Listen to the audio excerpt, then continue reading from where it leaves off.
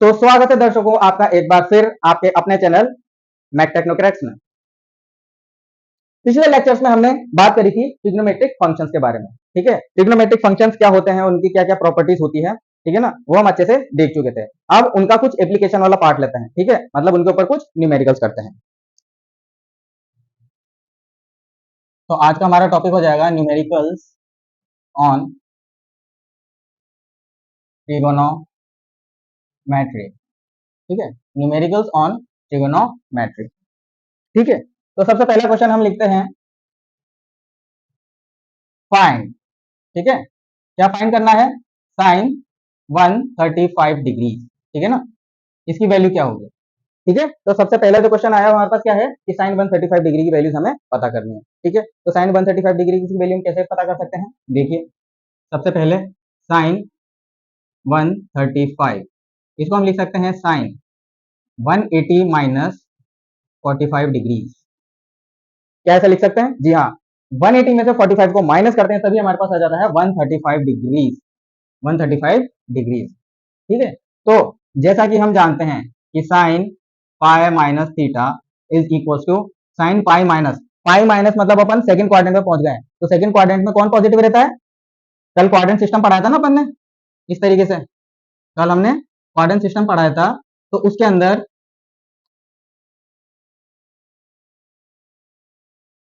ये ओरिजिन है, ये फर्स्ट क्वाड्रेंट था, यहाँ पर ऑल पॉजिटिव थे। ठीक है, ये सेकंड क्वाड्रेंट था, यहाँ पे साइन के फंक्शन पॉजिटिव थे, यहाँ पे टेन के फंक्शन पॉजिटिव थे, और यहाँ पर कॉस के फंक्शन पॉजिटिव थे। ठीक है, ऐसा कुछ हमने भी रिवाइज कर लिया है। तो देखिए, साइन पाई माइनस थीटा, ये पाई इधर कंप्लीट हुआ, उसके बाद माइनस थीटा, तो हम यहाँ पर कहीं सेकंड क्वाड्रेंट में रहे। सेकंड क्वाड्रेंट में साइन की वैल्यू पॉजिटिव होती है, तो ये हमारे पास आ जाएगा साइन थीटा। और दूसरी बात हमने सीखी थी कि जब पाई माइनस थीटा का ट्रांसफॉर्मेशन होता है थीटा में, तब साइन का फंक्शन साइन ही रहता है, मतलब फंक्शन सेम फंक्शन में ही ट्रांसफॉर्म होता है। ठीक है ना, वो अपने को फंक्शन में ट्रांसफॉर्म नहीं होता। चलिए, तो अगर हम इस आइडेंटिटी को इस ऊपर वाले फॉर्मूले के ऊपर अप्लाई करते हैं तो हमारे पास आ जाएगा sine 135 degree equal to sine, देखिए पाई माइनस थीटा, तो ये पाई, ये माइनस 45, तो थीटा की वैल्यू कितनी आ गई? 45 डिग्री। तो हम यहाँ पे लिख देंगे 45 डिग्री, और साइन 45 डिग्री की वैल्यू हमने उस टेबल में कैलकुलेट की थी, तो वो कैलकुलेटेड वैल्यूज है वो आपको लर्न करनी पड़ेगी। तो नेक्स्ट स्टेप में हमारे पास आंसर आ जाएगा 135 degree is equal to 1/√2 and this is your answer. ठीक है, अब चलिए नेक्स्ट की बात करते हैं।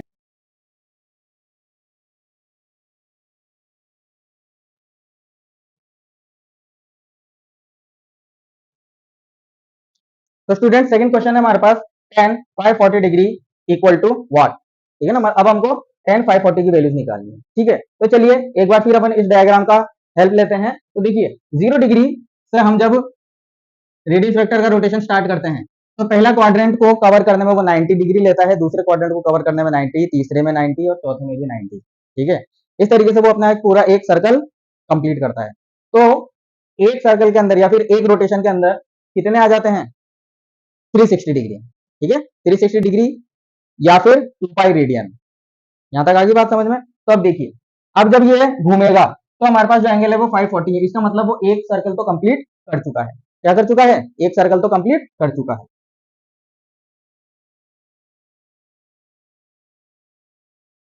देखिए माइनस कर लेते हैं, 0 14 में 6 किया तो 8180।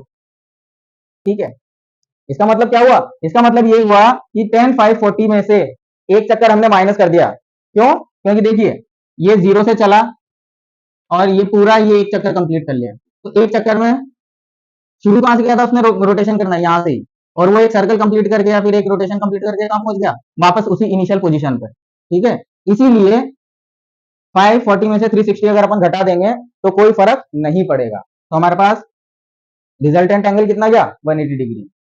तो इसको हम इस तरीके से लिख सकते हैं, tan 540 degree is equals to tan 360 plus 180 degree. ठीक है, और क्या, अगर अपन इन दोनों को ऐड कर देंगे तभी तो हमारे पास ये रिजल्टेंट एंगल आएगा, तो हमने ऐड कर दिया। अब जैसा कि हम जानते हैं कि tan pi plus theta is equal to, अब देखिए वापिस वही आइडेंटिटी आ गई, तो इन आइडेंटिटी की पहचान आपको आनी चाहिए। tan पाई प्लस थीटा मतलब कौन से क्वाड्रेंट में बात कर रहे हैं अपन, पाई। पाई यहाँ पर कंप्लीट होता है, ये अब कंप्लीट हो गया पाई, उसके बाद प्लस थीटा थर्ड क्वाड्रेंट में यहाँ पर, ठीक है ना। अगर अपन और थीटा ऐड करेंगे तो अपन थर्ड क्वाड्रेंट में आ जाएंगे। थर्ड क्वाड्रेंट के अंदर tan पॉजिटिव होता है और ये लिखा अपने पास tan, तो हमें क्या मिल जाएगा, हमें मिल जाएगा tan थीटा। तो अगर हम इस आइडेंटिटी को अप्लाई करते हैं यहाँ पर, तो हमें क्या मिलेगा, हमें मिलेगा students tan 540 degree is equals to tan 180 degrees, ठीक है। और tan 180 की वैल्यू कितनी होती है, tan 180 की वैल्यू 0 होती है। तो स्टूडेंट्स चलिए थर्ड क्वेश्चन पे चलते हैं। cos 750 डिग्री,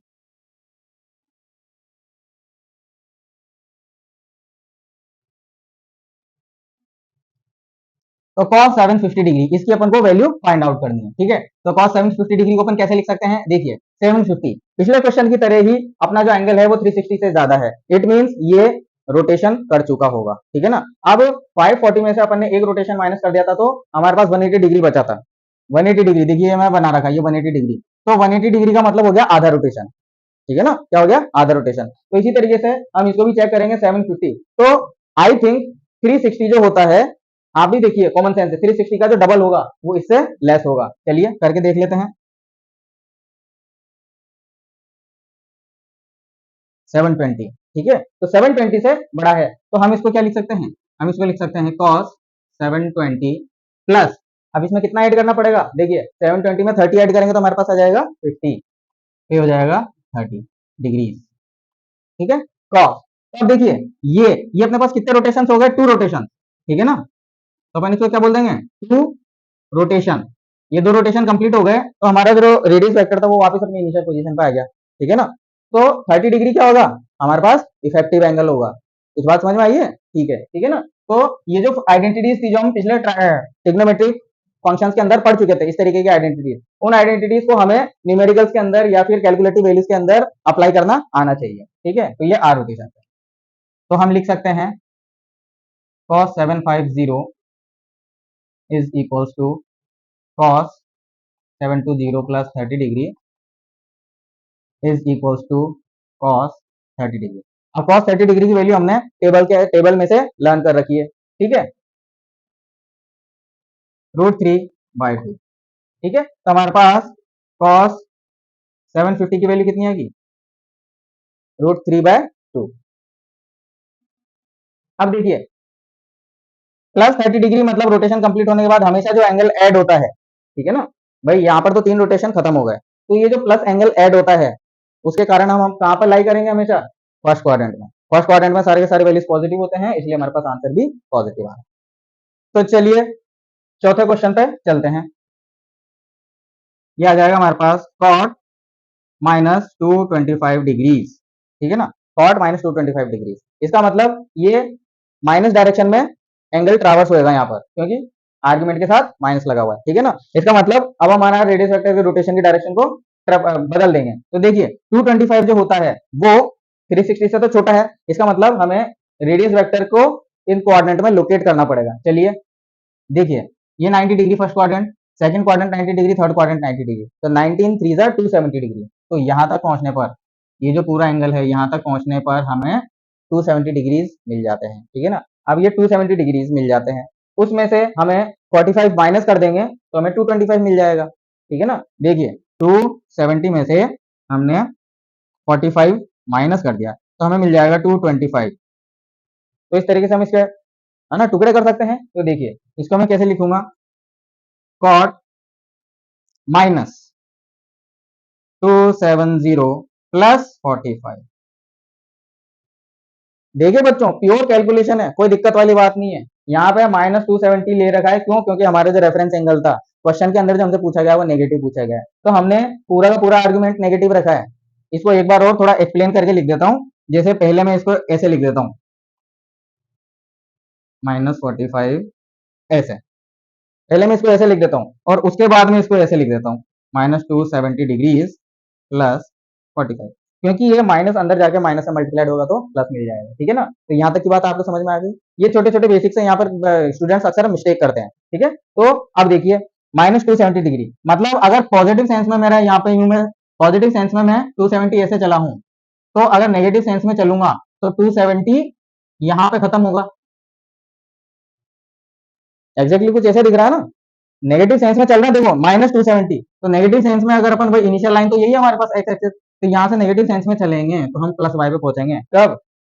जब हमने नेगेटिव 270 डिग्रीज लिया है। उसके बाद लिखा है +45।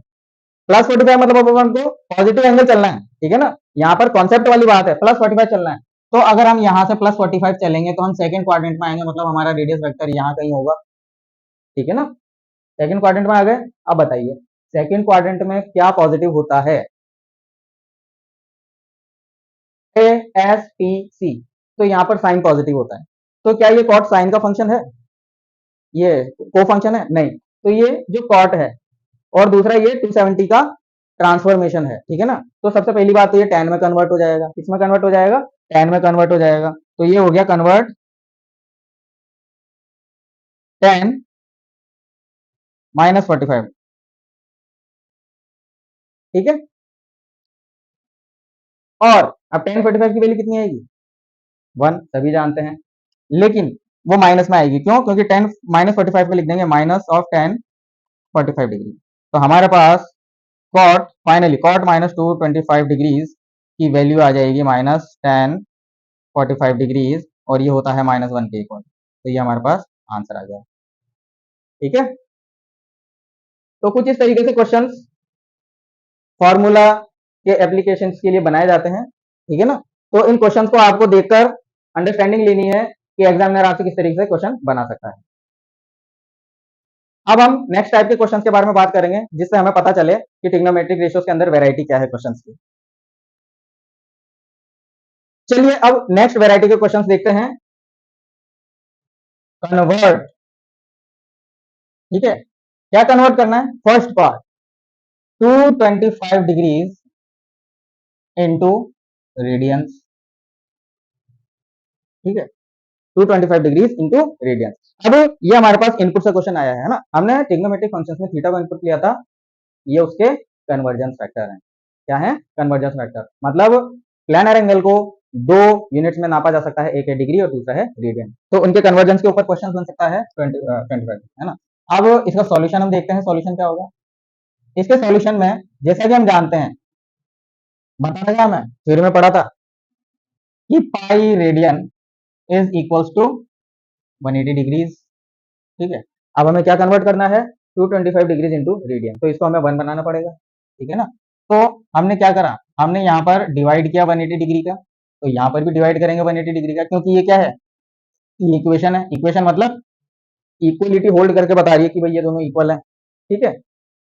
दोनों तरफ जब मैंने पाई से डिवाइड कर दिया तो मुझे यहाँ पर मिलेगा पाई बाय 180 रेडियन, ये किसके इक्वल हो जाएगा? 1 डिग्री के, ठीक है। अब मेरे को 225 की वैल्यू निकालनी है, तो मैं 225 into pi by 180 radian equal to 1 degree into 225, दोनों तरफ मल्टीप्लाई कर दिया ना, ठीक है ना। तो मल्टीप्लाई, दोनों तरफ मल्टीप्लाई कर दिया, तो मल्टीप्लाई करने से हमारे पास यहाँ तो आ गया 225 डिग्री, तो मैं यहाँ लिख देता हूँ 225 degrees is equals to 225 into pi by 180 degree. अब बस कैलकुलेशन है, 5 4 जा 20, 5 5 जा 25, 5 3 जा 50, 5 6 जा 30, 9 4 जा 36, 9 5 जा, ठीक है। तो हमारे पास 225 डिग्रीज की वैल्यू कितनी आ गई?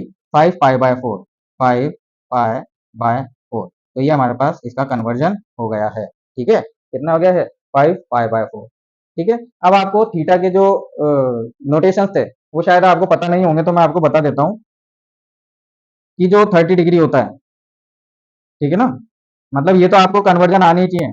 30 डिग्री हमारे पास होता है कितना? 30 कब आएगा? जब 180 में किसका डिवाइड करेंगे? 60 का, या फिर पाई बाय 3 का करेंगे तो 6 का करेंगे तो पाई बाय 6 रेडियंस।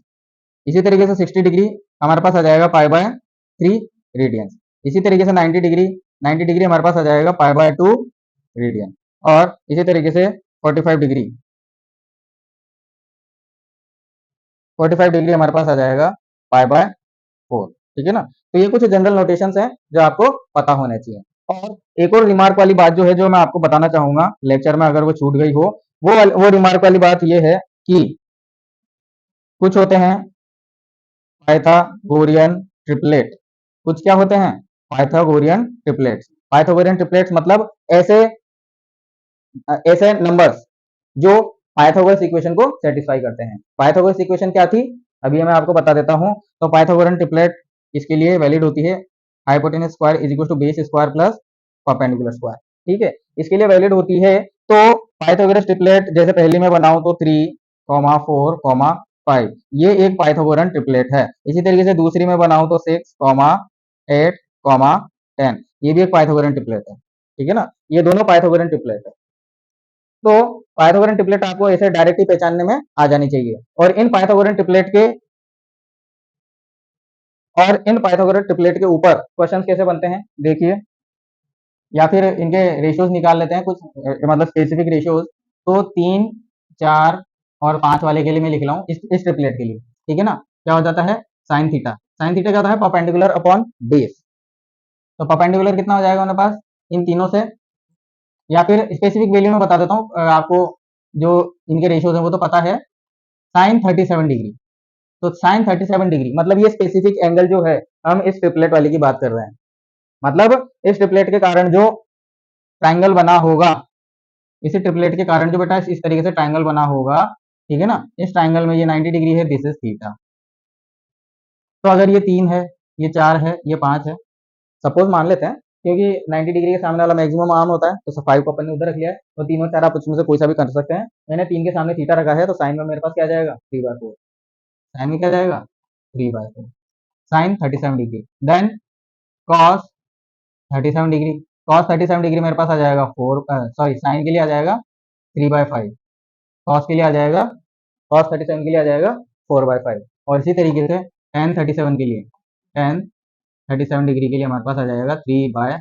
तो ये भी कुछ वैल्यूज है जो आपको पता होनी चाहिए। लेकिन अगर अपन 6, 8 और 10, 6, 8 और 10 इस वाले ट्रिपलेट के लिए बात करें, तो देखिए 2 के फैक्टर का रेशियो है। क्या है? 2 के फैक्टर का रेशियो है। तो आपको साइन 37 डिग्री मिलेगा 6/10, कॉस 37 डिग्री मिलेगा 8/10, और टेन 37 डिग्री मिलेगा, कितना मिलेगा? 6/8। ठीक है, तो इस तरीके से ये एक स्पेशल वैल्यूज है जो न्यूमेरिकल में अक्सर आपको दे दी जाती है। ठीक है बच्चों, ये चीजें आपको अच्छे से ध्यान रखनी है। तो ये पहला क्वेश्चन अपने कन्वर्जन का कर लिया। चलिए अब थोड़ा आगे बढ़ते हैं।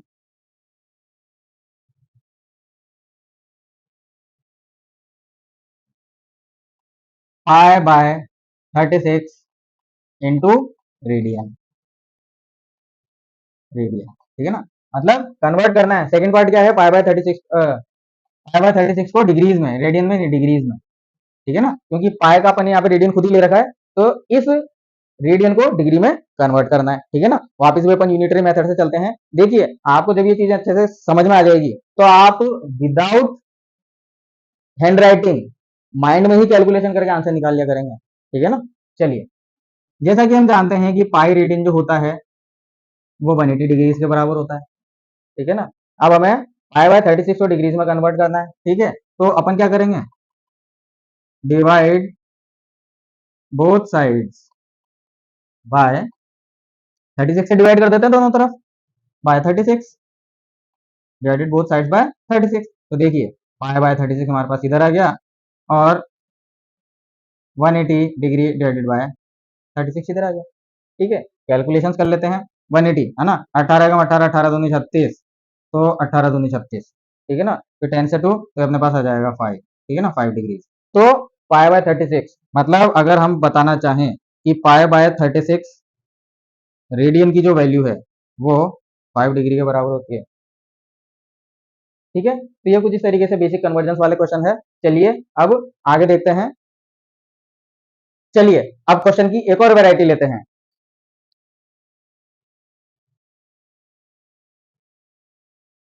क्वेश्चन क्या है? क्वेश्चन है सॉल्व। अब हमें क्या सॉल्व करना है?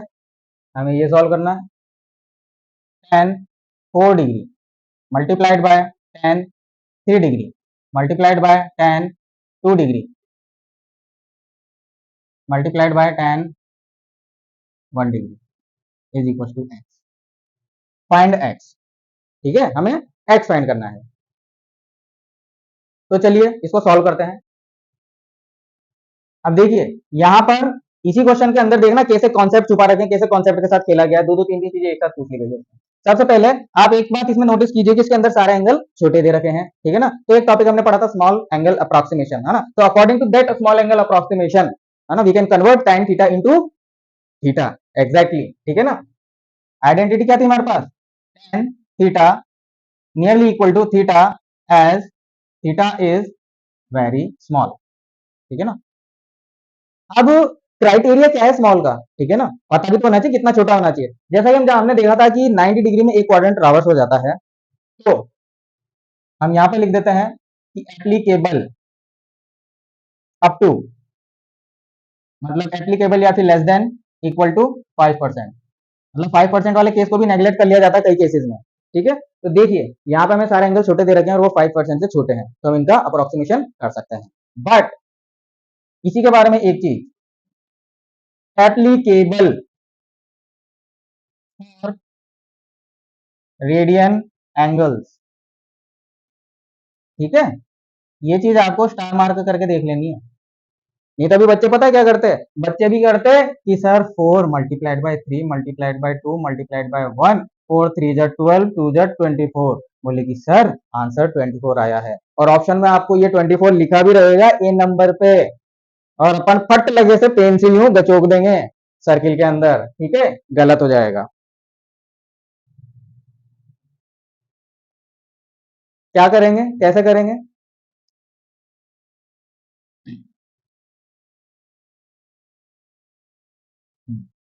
सिंस जैसा कि हम जानते हैं कि पाई रेडियन जो होता है वो 180 के बराबर होता है, मतलब यूनिटी मेथड से स्टार्ट करते हैं। आप चाहें तो डायरेक्ट रिलेशन माइंड में कैलकुलेट कर सकते हैं, पाई इक्वल टू 180 डिग्रीज, ठीक है। तो pi by 180 into 4 is equal to 4 degrees.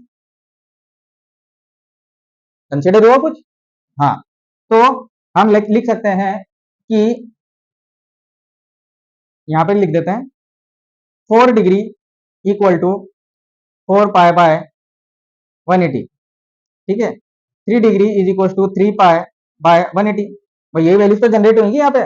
भाई 4 डिग्री अगर इसके बराबर है तो 3 डिग्री इसके बराबर, 2 डिग्री इसके बराबर, और 1 डिग्री इटसेल्फ पाई बाय 180 के बराबर, ठीक है। तो देखिए दिस इन सब की जगह अपन क्या लिख देंगे, हम लिख देंगे 4 डिग्री, सॉरी, ठीक है ना, हैंस, मतलब ऐसा ऐसा हमने हमारे पास है। अब हम क्या करेंगे, तो हम लिख सकते हैं कि tan 4 degree, tan 3 degree, tan 2 degree, tan 1 degree, ठीक है। इसको हम क्या लिख सकते हैं, इसको हम लिख देंगे, देखिए पाई by 180 pi by 180 pi by 180 pi by 180 सब में आ रहा है, आ रहा है ना सब में, तो पाई बाय 180, और चारों मल्टीप्लाई है बेटा, ये बीच में डॉट लगा हुआ है, ये चारों मल्टीप्लाई में है, ठीक है ना, इसीलिए इसके ऊपर हम मल्टीप्लाई में पावर 4 आ जाती है, ये 4 बार मल्टीप्लाई हुआ है, ठीक है ना। उसके अलावा ये किससे मल्टीप्लाई हुआ है, यहाँ का 4 into 3 into 2 into 1,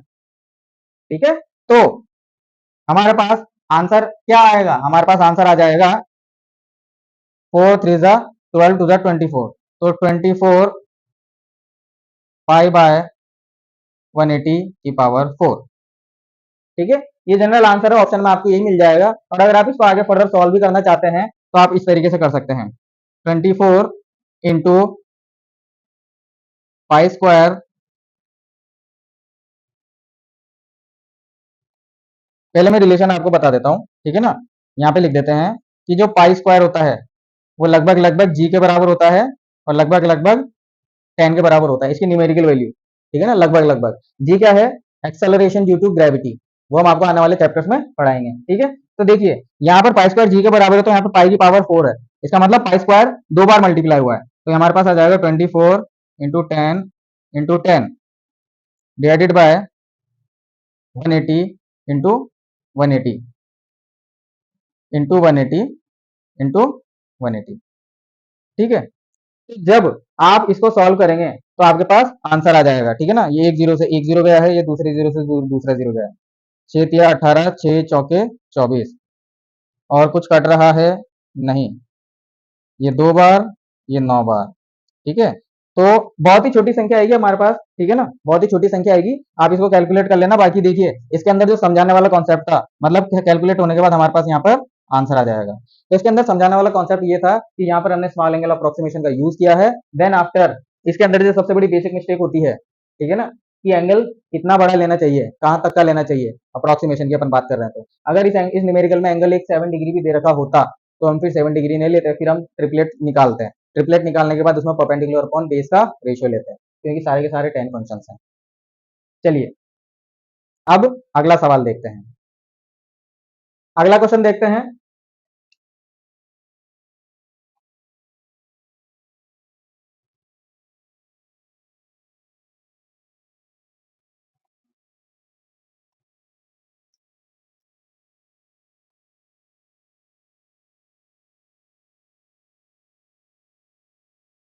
find all trigonometric ratios if cos theta is equals to 1/√5, 1/√5, ठीक है। चलिए अब हम इसको सॉल्व करते हैं। क्वेश्चन पूछ रहा है कि हमें सारे ट्रिग्नोमेट्रिक रेशियोज बताने हैं, अगर उसने एक ट्रिग्नोमेट्रिक रेशियो आपको दे रखा है तो, ठीक है। एक ट्रिग्नोमेट्रिक रेशियो दे रखा है, बाकी के सारे कैसे निकालेंगे,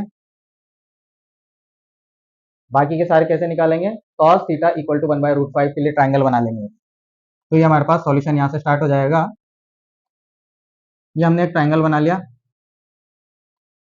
this is the triangle, right angle 90 degree, base है, परपेंडिकुलर है, हाइपोटेन्यूस है, ठीक है ना। गलती इसमें ये हो गई कि थीटा नहीं बनाया, ये लीजिए बन गया थीटा। अब कॉस, कॉस हमारे पास क्या होता है स्टूडेंट्स, कॉस हमारे पास होता है बेस अपॉन हाइपोटेन्यूस, ठीक है ना, बेस अपॉन हाइपोटेन्यूस। तो इसका मतलब cos theta is equal to base upon hypotenuse is equal to 1/√5, ठीक है। तो इसका मतलब हो गया कि बेस की वैल्यू हमें मिल गई 1 और हाइपोटेन्यूस की वैल्यू हमें मिल गई √5। हाइपोटेन्यूस की वैल्यू कितनी मिल गई, √5। अब चलिए, जैसा कि हम जानते हैं, क्या जानते हैं, बाय पाइथागोरस, पाइथागोरस थ्योरम लिख देना आप यहाँ, ये पाइथागोरस थ्योरम लिख लेना। पाइथागोरस थ्योरम के हिसाब से H square is equal to B square plus T square. तो एच स्क्वायर मतलब √5 का square is equal to base का स्क्वायर 1 का स्क्वायर, परपेंडिकुलर का स्क्वायर। तो यहां से हमारे पास परपेंडिकुलर का स्क्वायर कितना आ जाएगा, 5 - 1 इक्वल टू 4। तो इससे हमारे पास p की वैल्यू आ जाएगी प्लस या -2। देखिए तो परपेंडिकुलर हमारे पास कितना आ गया, 2 यूनिट्स। तो अगर बेस 1 यूनिट है तो परपेंडिकुलर हमारे पास आ जाएगा 2 यूनिट्स, और हाइपोटेन्यूस भी हमें इस फंक्शन की मदद से दे रखा है, ठीक है। अब यहाँ पे दो वैल्यूज आ रही, प्लस और माइनस, ठीक है ना। तो प्लस आप कंसीडर करेंगे जब अगर थीटा पॉजिटिव होगा, और माइनस आप कंसीडर करेंगे जब थीटा नेगेटिव होगा, ठीक है। चलिए अब कॉस तो हमें दे ही रखा है, तो हम साइन थीटा निकालते हैं। साइन थीटा हमारे पास होता है परपेंडिकुलर अपॉन हाइपोटेन्यूस। परपेंडिकुलर कितना है इसमें, 2, और हाइपोटेन्यूस कितना है इसमें, √5, ठीक है। ये हो गया, कॉस निकल ही गया है अपने पास, साइन कॉस, कॉस के बाद tan, तो tan of theta, tan of theta हमारे पास होता है परपेंडिकुलर अपॉन बेस। परपेंडिकुलर था 2, बेस था 1, 2/1। Then after cot theta. अब cot थीटा जो होता है वो 1/tan भी होता है, ठीक है ना। तो आप अगर इसकी वैल्यू को इन्वर्स कर देंगे तो हमारे पास cot थीटा की वैल्यू आ जाएगी, ठीक है ना। ये चीजें अपन लेक्चर्स में पढ़ चुके हैं। उसके बाद अगर अपन sec थीटा की बात करें तो sec थीटा cos थीटा का इन्वर्स होता है, तो अगर अपन इसका इन्वर्स कर देंगे तो sec थीटा की वैल्यू हमारे पास आ जाएगी √5, ठीक है। उसके बाद सबसे लास्ट में बचा है हमारे पास cosec थीटा। तो cosec थीटा की वैल्यू कितनी आ जाएगी, cosec थीटा होता है साइन का अपोजिट, तो साइन का अपोजिट अपने पास आ जाएगा √5/2, ठीक है। तो ये आपके आंसर्स हैं। तो कुछ इस तरीके से आपने एक फंक्शंस की मदद से बाकी के सारे 6 फंक्शंस निकाल लिए हैं, ठीक है ना। एक्सप्लोर कीजिए, ट्रिग्नोमेट्री के अंदर बहुत सारे वैरायटीज के क्वेश्चंस हैं, लेकिन इतनी बेसिक अंडरस्टैंडिंग आपके लिए काफी है। अगर आप नीट एस्पायरेंट हैं और आप इस लेवल के क्वेश्चंस को, अगर आप इस लेवल के क्वेश्चंस को अच्छे से बना पाते हैं, ऐसी अंडरस्टैंडिंग रख पाते हैं, तो आप आराम से क्वालिफाई कर सकते हैं। चलिए एक और क्वेश्चन के साथ शुरुआत करते हैं।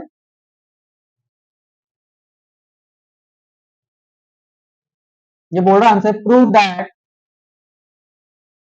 cos 2 theta is equals to 1 minus tan square theta and 1 plus tan square theta। ठीक है, ये क्वेश्चन है, मतलब 2 थीटा के एंगल का ट्रांसफॉर्मेशन वो थीटा के एंगल में चाह रहा है ना, और cos के फंक्शन को tan से रिलेट करना चाह रहा है, कैसे, यही आपको प्रूव करना है। ठीक है, चलिए, तो जैसा कि हम जानते हैं कि इधर वाले टर्म को अपन बोल देते हैं LHS लेफ्ट हैंड साइड, और इस वाले टर्म को अपन बोल देते हैं RHS राइट हैंड साइड। क्या लगता है बच्चों, आपको कौन सा साइड आसान रहेगा सॉल्व करने के लिए? आप इससे ये जाना चाहेंगे या इससे ये जाना चाहेंगे? ठीक है, चलिए हम बात करते हैं RHS से। इसका सॉल्यूशन में लिखेंगे टेकिंग RHS, ठीक है ना, टेकिंग RHS है हमारे पास 1 minus tan square theta upon 1 plus tan square theta. ठीक है ना, ये हमने RHS ले लिया। ठीक है, उसके बाद हम क्या जानते हैं, हम ये जानते हैं कि क्योंकि tan थीटा जो होता है तो हमारे पास क्या होता है, परपेंडिकुलर अपॉन बेस। क्या होता है, परपेंडिकुलर अपॉन बेस। तो अगर मैं tan थीटा तो ऐसा कैसा ही है, अगर मैं परपेंडिकुलर का हाइपोटेनस से न्यूमरेटर में डिवाइड कर दूं और बेस का भी हाइपोटेनियस से डिनोमिनेटर में डिवाइड कर दूं, तो ये h से h वापस कैंसिल हो जाएगा, इक्वेशन पे कोई फर्क नहीं पड़ेगा। मतलब ये एरो जैसे इधर जाएगा वैसे ही एरो एरो इधर भी आएगा। ठीक है, इससे कोई फर्क पड़ा नहीं पड़ा। तो देखिए परपेंडिकुलर अपॉन हाइपोटेनस को अपन लिख सकते हैं sin थीटा, और बेस अपॉन हाइपोटेनस को अपन क्या लिख सकते हैं, cos थीटा। ये अपन ने पढ़ रखा है। ठीक है, चलिए अगर हम tan थीटा की वैल्यू को यहाँ पे सब्सटीट्यूट करेंगे तो हमें मिलेगा 1 माइनस साइन स्क्वायर थीटा बटे cos square theta upon 1 plus sine square theta upon cos square theta. ठीक है, अब देखिए यहाँ पर अपॉन में डिनोमिनेटर में 1 है, यहाँ पर भी 1 है, तो जब अपन एलसीएम लेके इसको सॉल्व करेंगे तो हमारे पास आ जाएगा कॉस स्क्वायर थीटा, इधर आ जाएगा cos square theta minus sine square theta. ठीक है, अपॉन में हमारे पास आ जाएगा cos square theta plus sine square theta upon cos square theta. ठीक है, तो ये बीच वाला अपना डिवाइडर लाइन थी, न्यूमरेटर का डिनोमिनेटर के डिनोमिनेटर से कट जाएगा क्योंकि दोनों के दोनों सेम है। ठीक है, तो हमारे पास क्या आएगा, हमारे पास आ जाएगा ऊपर न्यूमरेटर में cos square theta minus of sine square theta divided by cos square theta plus sine square theta. इसको मैं लिख सकता हूँ cos square theta minus sine square theta divided by 1। क्यों, क्योंकि हम जानते हैं sine square theta plus cos square theta की वैल्यू क्या होती है, 1 होती है। क्या बोल सकते हैं अपन, बाय फर्स्ट आइडेंटिटी, जो सबसे पहली आइडेंटिटी हमने पढ़ी थी उसके according sine square theta plus cos square theta की वैल्यू 1 होती है, तो ये हमारे पास ये आ गया। और ये वाला फॉर्मूला बच्चों हम डिराइव कर चुके थे, है ना, ये वाला फॉर्मूला हमने लर्न करवाया था, तो यही हमारे पास आ जाएगा कॉस 2 थीटा के बराबर, जो कि हमारे पास RH है। तो अपन यहाँ पे लिख देंगे हैंस प्रूफ, कि ऐसा प्रूफ किया जा चुका है। तो कुछ इस तरीके से क्वेश्चंस की वैरायटी आपको इसमें देखने के लिए मिल सकती है। तो विद्यार्थियों एक छोटा सा टॉपिक जो बाकी रह गया था वो था ट्रिग्नोमेट्रिक ग्राफ्स का। ठीक है ना, इस टॉपिक को मैं अलग से ग्राफ वाले सेक्शन में भी पढ़ा सकता था, पर इसको मैं यहां पढ़ा दूंगा तो ज्यादा अंडरस्टैंडिंग बनेगी।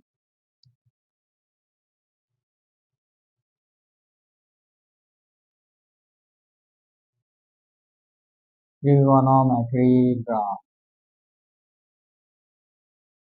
ठीक है, ट्रिगोनोमेट्री ग्राफ। तो ट्रिगोनोमेट्री ग्राफ में हमारे पास जितने भी फंक्शंस होते हैं उनको हम 2 डायमेंशनल प्लॉट पे ग्राफ बना सकते हैं, ऐसा अपन ने इंट्रोडक्शन में पढ़ा था। तो चलिए सबसे पहली बात कर देते हैं हम, नंबर 1 जो था हमारे पास साइन थीटा। क्या था, साइन थीटा।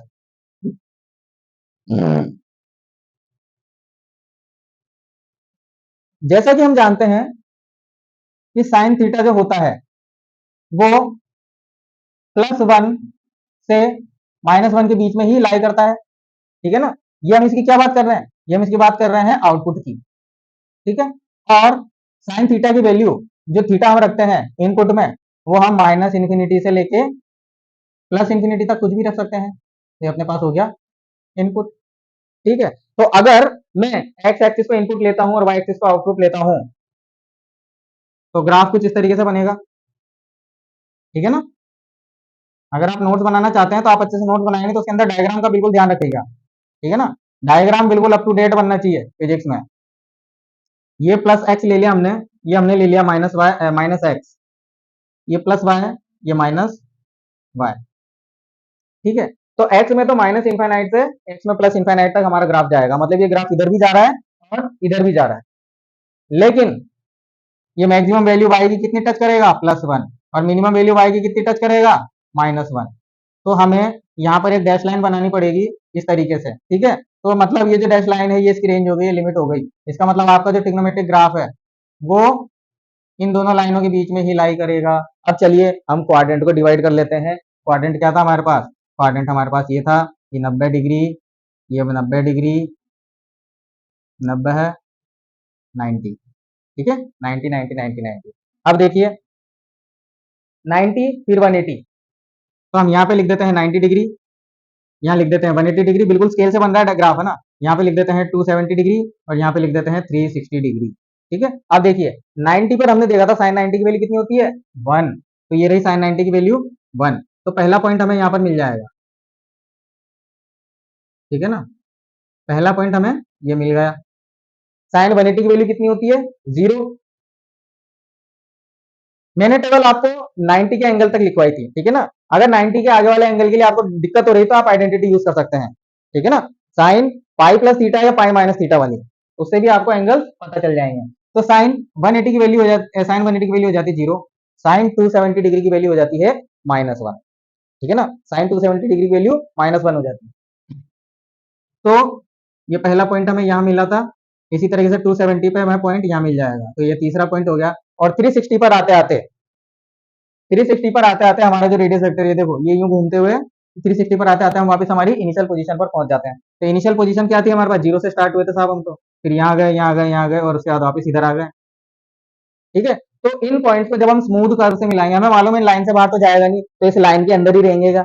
मैंने वर्ड क्या यूज करा कि इस लाइन के बाहर तो जाएगा नहीं, लाइन के अंदर ही रहेंगेगा। तो ये देखो रेंगता हुआ सा बनेगा कुछ इस तरीके से। तो ये आपने इसको यूं मिला दिया, ये इसको यूं मिला दिया, इसके बाद ये यूं मिला दिया, ये यूं मिला दिया, ठीक है। तो ये जो लहरदार आकृति है ये इसका ग्राफ है, और इसी ग्राफ को आप पीछे भी इसी तरीके से बढ़ा देंगे तो ये हमारे पास साइन का ग्राफ आ जाएगा, ठीक है ना। अगर मैं इसको वाई एक्सिस बोल देता हूं तो हमारे पास ये जो फंक्शन है ये हमारे पास हो जाएगा y is equal to sine x, ये इस ग्राफ की इक्वेशन हो जाएगी, ठीक है। चलिए अब हम बात करते हैं कॉस की, कॉस थीटा, ठीक है ना। अब हम जानते हैं कॉस थीटा के लिए, हम जानते हैं कॉस थीटा के लिए कि इसकी वैल्यू भी +1 से -1 तक ही होती है, ये इसका आउटपुट है।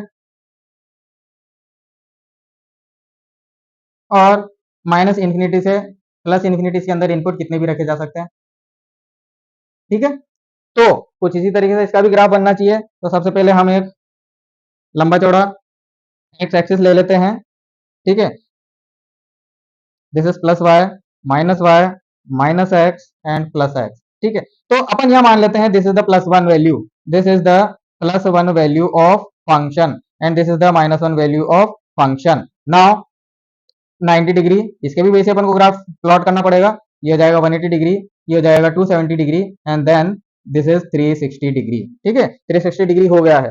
अब यहां से आप एक लाइन ड्रॉ कर दीजिए ताकि आपके ग्राफ का जो स्कीमेटिक लेवल है वो अप टू डेटेड लगे कि हाँ बच्चा पढ़ा था, बच्चे ने, स्टूडेंट ने डायग्राम बनाया था, ठीक है। अब देखिए cos 0 की वैल्यू 1 आई थी, आप उस टेबल को एक बार रिकॉल कर सकते हैं, ठीक है ना। आप उस टेबल को एक बार रिकॉल कर सकते हैं।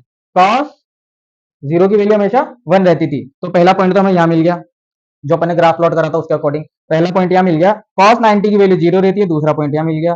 cos 180 की वैल्यू -1 होती है, तो ये दूसरा पॉइंट यहाँ मिल गया, ठीक है।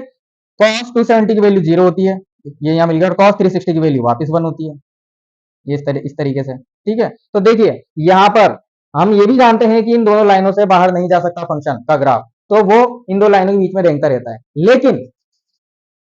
लेकिन अगर हम इसको रेंगता हुआ सा मिला दें, कर्व बना दें, कर्व, ठीक है, और इसको आगे में बढ़ाते जाएं, दूसरी तरफ भी बिल्कुल मिरर इमेज बनाना है अपन को,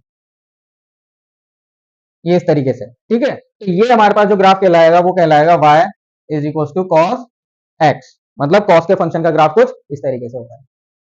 अब आपको ध्यान देने वाली बात यह है कि साइन और कॉस दोनों का ग्राफ लगभग लगभग एक जैसा है, लेकिन आप खुद देखिए कि अगर मैं साइन के ग्राफ को 90 डिग्री पीछे खिसका दूं या फिर फ्रेम ऑफ रेफरेंस को 90 डिग्री, मतलब ये जो ओरिजिन है, ये जो वाई एक्सिस है, ये जो वाई एक्सिस है ना, ये बड़ा वाला, अगर इस वाई एक्सिस को मैं आगे सरका दूं, यहां पे ले आऊं, तो यही वाला ग्राफ बन जाएगा नीचे कॉस वाला।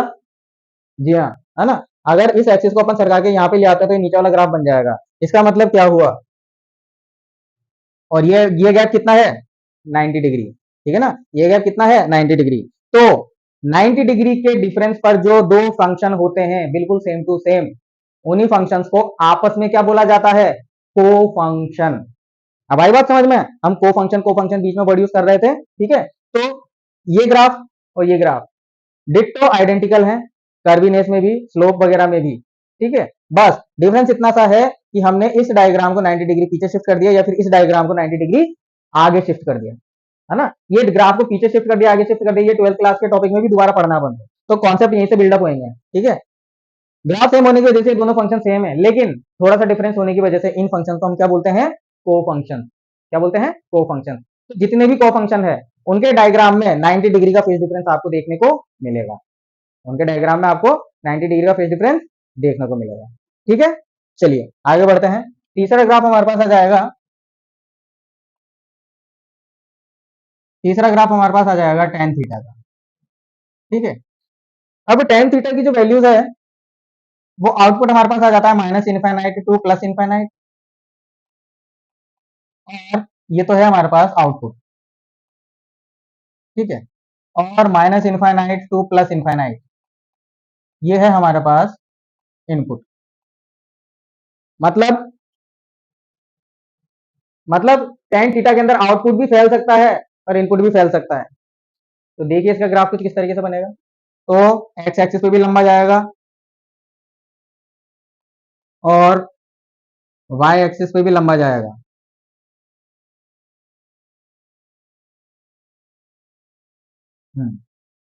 ठीक है। अब हम यहाँ पर एंगल्स बना देते हैं, this is 90 degree, 180 degree, 270 degree and so on, और यहाँ पर minus 90 degree, minus 180 degree, minus 270 degree and so on, है ना, इस तरीके से। तो देखिए हम जानते थे, हमने टेबल के अंदर पढ़ा था कि tan जीरो की वैल्यू जीरो होती है, तो जब x जीरो होगा तब y भी जीरो होगा, तो पहला पॉइंट तो हमारे पास ये हो गया।